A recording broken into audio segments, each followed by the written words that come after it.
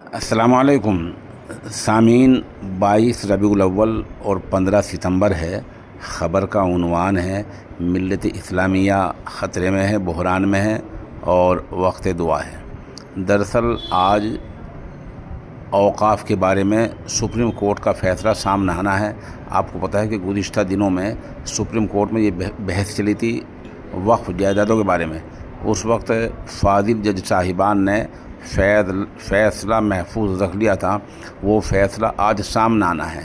اس میں 2-3 چیزیں بہت اہم ہیں۔ نمبر 1، کیا وقف بورڈ کے ممبروں میں کوئی غیر مسلم ہو سکتا ہے؟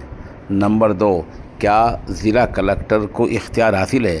یعنی جو ڈی ایم ہوتا ہے، ڈپٹی کمشنر ہوتا ہے، ضلع کلکٹر ہوتا ہے، اگر اسے وقف جائیداد کی جانچ کا اختیار مل گیا، وہ وہی کہے گا جو اسے سرکار کہے گی، کہ ڈی ایم وغیرہ عام طور پر سرکار کی بات مانتے ہیں، وہ کسی اور کی بات نہیں مانتے۔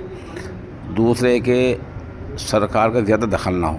ایک عرضی یہ بھی ہے کہ اس پورے قانون کو رد کیا جائے۔ تو ان تمام چیزوں پر آج فیصلہ آنا ہے، اس لیے وقت دعا ہے۔ آپ دعا بھی کریں۔ امنگار خانقاہ تھانے بھون پہنچا تھا، جہاں ماشاءاللہ اس بارے میں دعا ہو رہی تھی۔